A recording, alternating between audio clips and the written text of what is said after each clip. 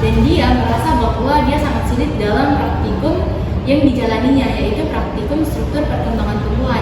Mungkin Aul boleh perkenalan terlebih dahulu. Baik, perkenalkan nama saya Nur Aulia Zahra dari Fakultas Ilmu Pengetahuan Alam, jurusan Biologi ISI. Terima kasih. Mungkin teman di samping kanan saya boleh perkenalkan. Nah, kalau saya sendiri, nama saya Marga Dila dari Fakultas Matematika dan Ilmu Pengetahuan Alam dari jurusan Biologi semester 2. Nah, dari hasil survei yang kami lakukan, di mana Marda dan Aul ini bercerita bahwa dia merasa praktikum itu memberikan dia tekanan pada hidup mereka. Nah, mungkin Aul boleh cerita awalnya bagaimana dan kapan merasa bahwa praktikum ini sudah mulai memberi tekanan kepada diri Aul. Nah, jadi pas melihat tekanan, saya merasakan tekanan itu pada minggu kedua. Di sini tugasnya tuh semakin banyak nih, terus laporannya juga harus ditutup cepat, dan juga saya tuh merasa kelelahan bahwa kok nggak selesai sih ini laporan. Nah, iya betul sekali. Saya pun merasakan hal yang sama ya teman-teman, dimana saya itu merasa bahwa kok ini laporan makin hari makin menumpuk. Nah, kalau Marda sendiri, kapan kamu merasa bahwa praktikum ini sudah memberi tekanan pada dirimu? Saya sangat mengingat pada saat suatu unit di mana saya begadang sampai 2 malam hanya untuk mencari irisan yang bagus, tetapi pada saat praktikumnya itu ternyata mikroskopnya rusak, sehingga pada saat itu saya mulai overthinking bahwa apakah saya akan mampu untuk menjalankan praktikum ini. Betul sekali. Nah, dari hasil tekanan itu, apakah kalian merasa bahwa tekanan ini atau apapun itu merasa berpengaruh pada kondisi mental kalian? Berpengaruh banget sih. Kalau saya di sini tuh makin cepat panik, terus itu pun gak nyenyak sampai itu begadang terus kerjanya gara-gara laporan. Dan pada saat kita juga masuk kuliah pun, saat dosen menjelaskan materi, saya mulai jenuh. Pelajaran yang disampaikan dosen pun susah untuk saya cerna, karena beban mental yang begitu menumpuk, jadi saya semakin pusing dan stres. Iya, saya pun merasakan hal yang sama. Dimana ketika saya lebih fokus kepada praktikum, dimana mata kuliah lain itu saya ketika dosen masuk saya rasanya ingin tidur saja sih. Menurut kalian, apakah kalian sempat cerita ke soal bahan praktikum yang katanya sih soal praktikum di praktikum ini sangat sulit dicari? Apakah kalian pernah cerita hal ini kepada dosen? Apakah ini juga sering kejadian ya, bahwa kita disuruh cari bahan baru kita tidak dapat bahannya? Ya sih, sering banget menurut saya, karena kan bahan-bahan yang ada di praktikum itu sulit banget didapatnya. Ya biasa kita cari keliling-keliling kampus gak dapat, terus kita harus kayak keluar bagian kampus, kayak keluar ke Malino, kemana lah itu. Jadi kayak susah banget, apalagi kalau nggak dapet, teman-teman tuh kayak ngerasa wah nilai kita kurang nih gara-gara bahan praktikumnya tuh nggak ada nih. Betul sekali, Pak. Seingat saya pas lumut-lumutan itu, saya pernah izin ke Marino hanya untuk mencari sampel itu. Nah, pada saat saya bawa untuk praktikum ternyata sampelnya salah. Nah, bagaimana frustasi gimana gitu? Iya betul sekali. Aku pun merasakan hal yang sama ketika kita tidak bawa bahan, kita akan dicap bahwa kita tidak siap dalam praktikum ini.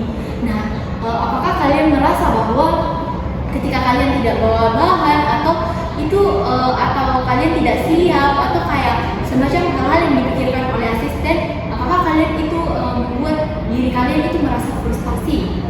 Kalau saya sih frustasi banget, terus malu kayak kok kelompok lain itu bahannya ada, terus kelompok itu tuh nggak lengkap bahannya, apalagi kayak praktikum mereka terus kelompok sebelah selesai duluan, baru kita ini masih contohnya lagi ngiris-ngiris bahan praktikum, kita belum selesai, terus kelompok lain sudah sebenarnya.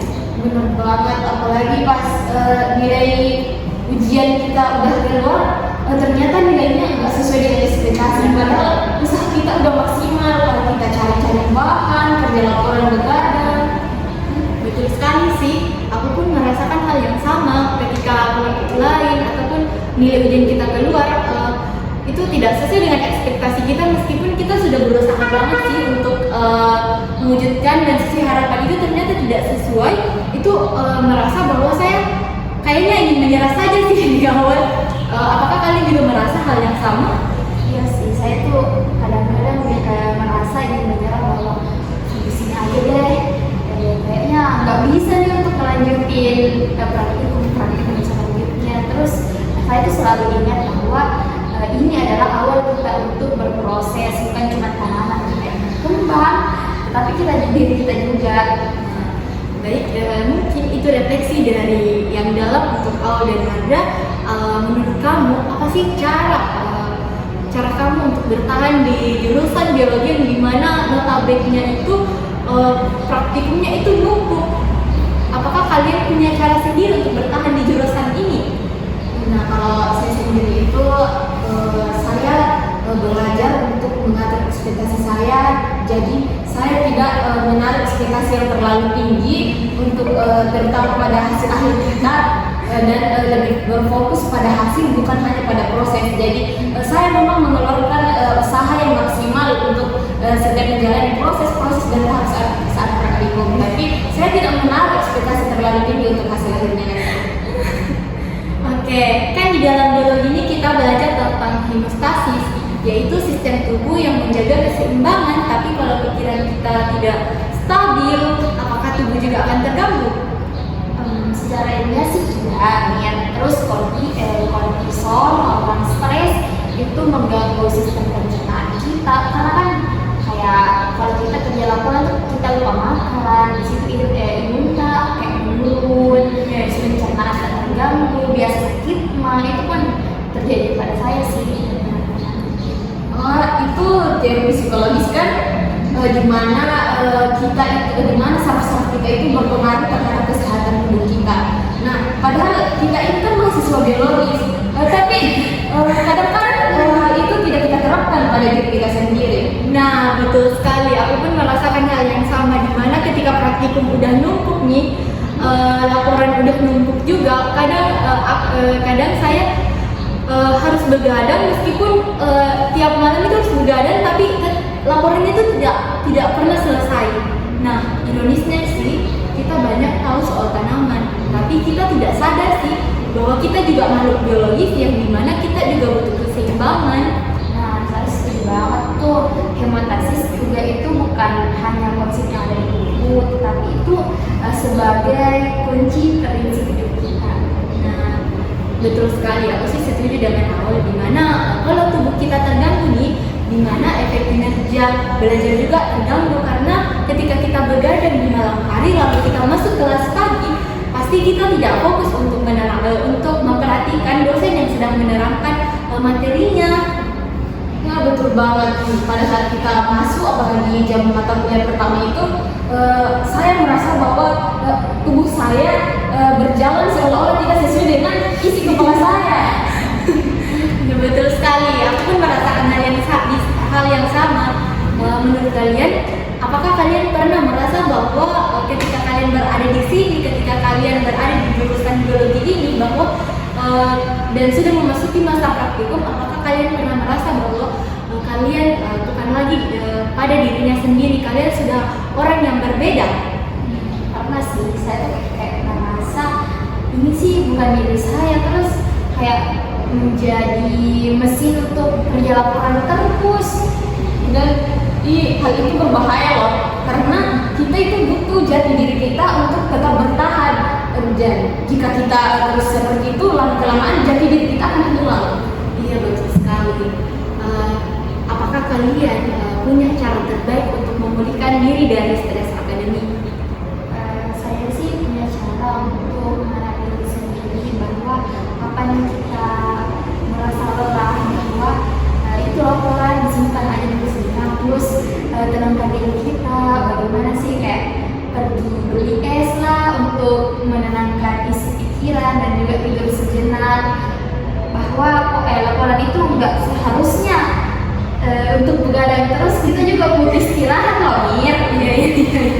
Nah, kalau saya sendiri sih mungkin kita perlu teman untuk berbagi, teman untuk bercerita dan mengeluarkan rasa-rasa lelah yang selama ini kita pendam, sehingga kita akan merasakan rasa lega. Iya, aku juga punya solusi yang sama seperti kalian. Kalau saya merasa stres sih, saya memberikan reward kepada diri saya, meskipun hanya sekedar membeli es krim, membeli kopi, ataupun membeli barang-barang yang saya suka.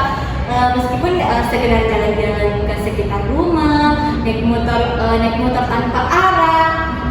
Kalau saya sih itu, dan saya juga punya solusi bahwa dengan adanya podcast ini kita serasa bahwa kita tidak sendiri, bahwa banyak banget teman-teman kita yang merasa hal yang sama, dan kita mungkin dengan teman kita yang sama mungkin ada seri session di mana kita meluapkan masalah kita bersama sih. Nah, kalau bisa kasih saran atau solusi, apa langkah yang paling nyata menurut kalian untuk mengatasi hal-hal yang menurut mahasiswa biologi itu rasakan, kayak stres atau apapun itu? Kalau saya sih sependapat dengan Mira, karena seharusnya sih kampus akademik seperti kampus kita ini seharusnya mengadakan forum seperti yang telah kita lakukan sekarang, agar siswa-siswa yang merasa stres, frustasi dengan laporan mereka, apa itu laporan, tugas dan apapun itu, mereka bisa bergabung untuk mengeluarkan rasa-rasa yang sedang mereka pendam, agar kita tidak jadi penyakit bagi mereka.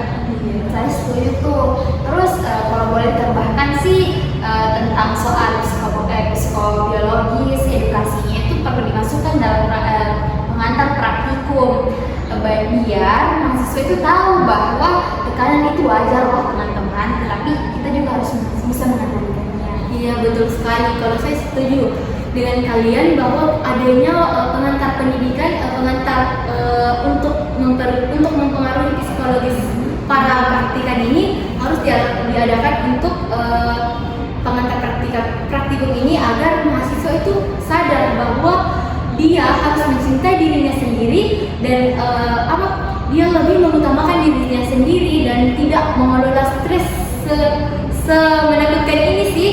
Nah, dimana dengan adanya podcast ini kita dapat menginovasi, atau bukan cuma untuk sharing tapi juga refleksi akademik dan personal sih menurutku. Iya, betul banget, dan hal-hal seperti ini itu bisa dijadikan sebagai dokumentasi emosional yang sampai bila-bila sampai suatu saat nanti akan bisa menjadi kenangan bagi kita. Ya. Kalau bisa sih menurut saya tuh teman-teman, kita buat komunitas kayak grup atau gimana, kayak supaya kita bisa sharing-sharing kepada teman kita bahwa bukan cuma kerja laporan, kayak yuk misalnya Marga ini sama Mira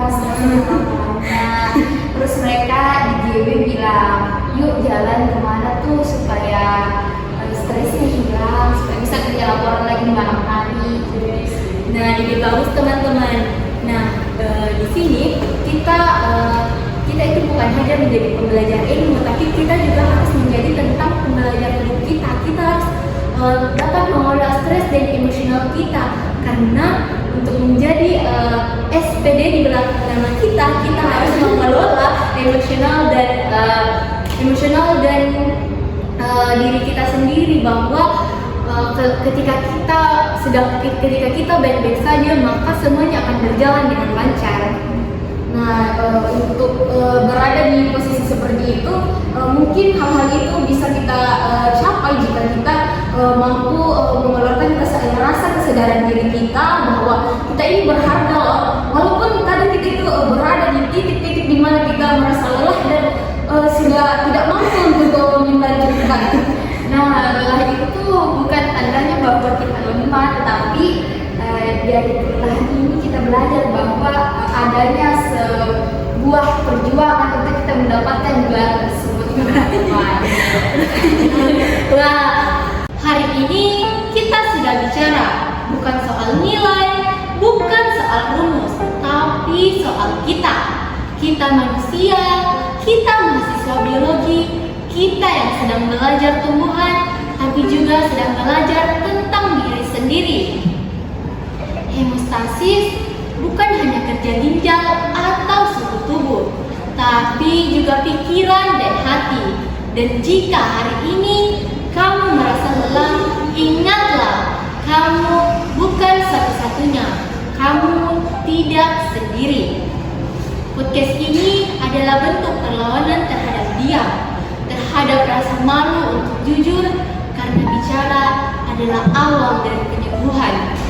Terima kasih Aul dan Marda, dan untuk kalian yang mendengar, terus bertumbuh, kadang meski ragu, terus belajar, meski sesekali terjatuh. Sampai jumpa di